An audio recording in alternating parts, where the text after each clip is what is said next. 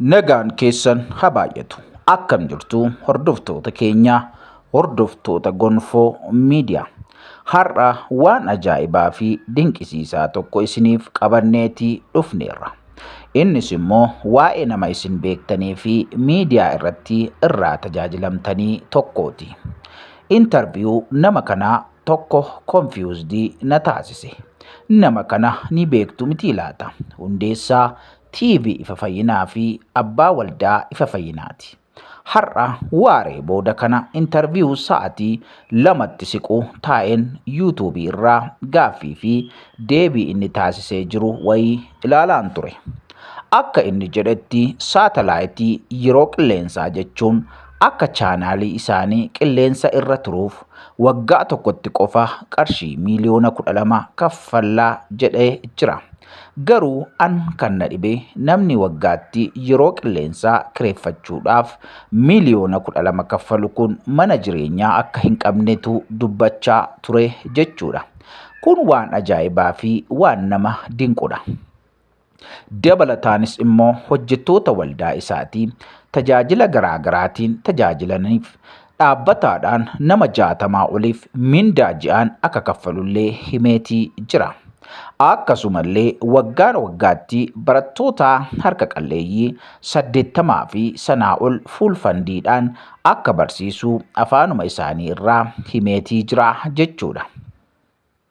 Dhugumatti akka inni jedhe kana taanaan baay'ee nama raree, baay'ee na raajeffachiise namni kun.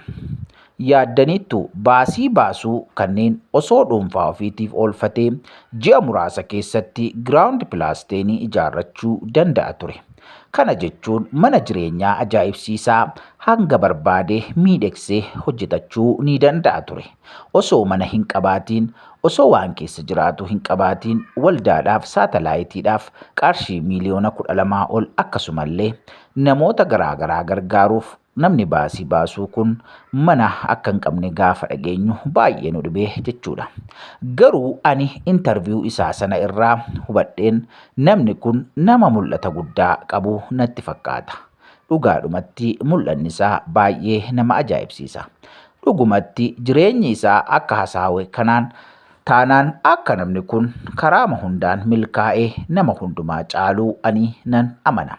Sababiin isaa Waaqayyo warra isaaf of kennanii dhugaadhumatti isaaf hojjetan hin kasaarsuu, kasaarsees hin beeku waan ta'eef jechuudha. Waaqayyoof yoo hojjetan of kennanii gad of qabanii bu'aa ofii dhiisanii waa'ee mana saburii yaadaa yoo hojjetan Waaqayyoo kasaaraatti nama hin galchuu jechuudha. Inumaayyuu kan na dinqee mana maafin ijaarrattuu ittiin jennaan gaazexeessaan manni dhuunfaa koo maal naaf godhaa? Ani isa caalu ijaarrachuuttan jiraa jedhe. Waaw! Kun baay'ee dinqiidha. Dhugaadhumatti mana dhuunfaa ana sitti ijaarradhu nan fayyadu. Ani mana isa caalu Waaqa irratti ijaarrachaan jira jechuun saammoo baay'ee kan nama dinqudha. Namni milkaa'eera kan jedhamu gaafa konkolaataa fi qabeenya qabaate osoo hin taane gaafa wangeela lallabee namni sababii isaatii du'aa harkaa ba'ee fayyuu danda'edha jechuudha.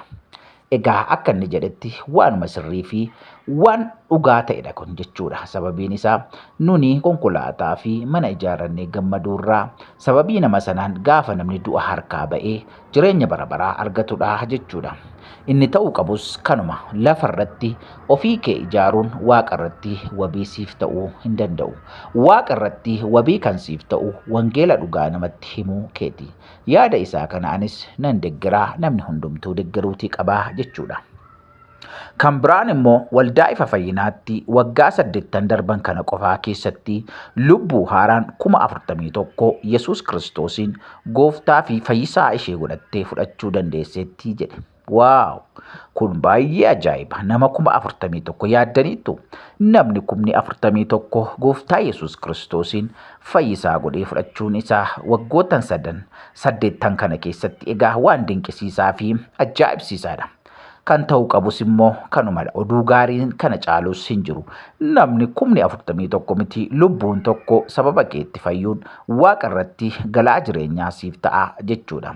nama Waaqayyoo ati dhugumatti milkooftee jirtaa ammas Gooftaan si haa gargaaru jenna. Egaa waa'een nama kanaa baay'ee waan nu ajaa'ibee baay'ee waan nu dinqisiiseef akkaataa kanaan isiniif dhiyeessine. Dhugaadhumatti namni Waaqayyoo Apoostel Geetahuun Immiruu namni jedhamu kun hojii dansaa fi hojii ajaa'ibsiisaa hojjeteetii jira jechuudha. Yeroo ammaa tajaajiltoonni baay'een fedhii dhuunfaa isaanii tajaajiluu malee waa'ee mana Waaqayyoo, waa'ee saba Waaqayyoof dantaa hin qabani. Keessumatti waa'ee mana jireenya isaanii, waa'ee konkolaataa isaanii fi waa'ee jireenya dhuunfaa fi maatii isaanii malee yeroo isaan itti wangeela dhugaa, wangeela Kiristoos lallabanii fi rakkataa bira dhaabbatan hin mul'atu. Egaa namni kun akkaataa kanaan gatii kanfalee akkaataa kanaan yeroo inni hojjetu baay'ee nama gammachiisa.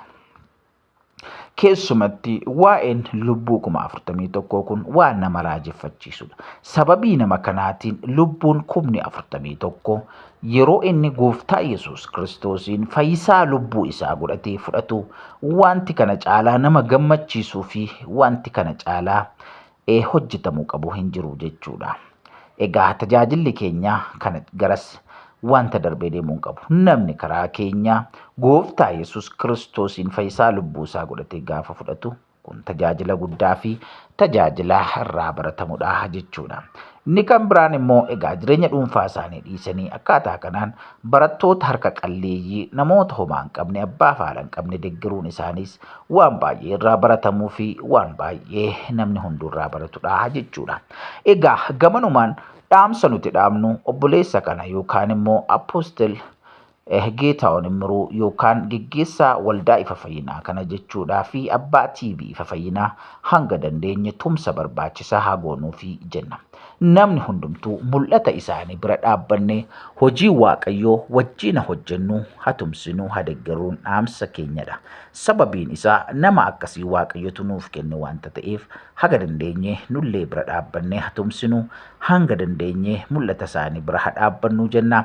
Waaqayyo bara keessan jireenya keessan haa eebbisu. Waan nuti toleef interview kana waan ilaalleef akkaataa kanaan isiniif qabannee dhufne waanta ta'eef egaa isinillee dhaggeeffadhaa yoo isinitti tole egaa qoodaa isiniin jenna. Kun immoo egaa miidiyaa keessan Gonfoo miidiyaadha. Gonfoo miidiyaan egaa kan isin irraa barattan kan isin ittiin waan isin barbaachisuu fi dhaamsa babbareedaa irraa argattan waanta ta'eef namooti subscribe hin goone subscribe gochuudhaan maatii nuuf ta'a isiniin jenna. Akkasumallee hiriyoota keessaniif qooduudhaan akka isaan maatii nuuf ta'an jajjabeessaa isiniin jenna. Isin jaallannaa isin kabajnaa. Isin egaa namoota Waaqayyoo nuuf kennedha maatii keenyadha waanta ta'eef akkasumallee nu jajjabeessaa nu bira dhaabadhaa isiniin jenna. Miidiyaan kun egaa gara isa caalutti akka inni darbuu fi isinillee tumsa barbaachisaa nuuf godhaa isiniin jenna. Baay'ee isin jaallannaa isin kabajnaa. Waaqayyo bara keessan jireenya keessan eebbisu. Eebbifamaa isiniin jenna. Shaaloom kun miidiyaa keessan Gonfoo miidiyaadha. Galatoomaa eebbifamaa isiniin jenna. Yeroo gaarii qaba.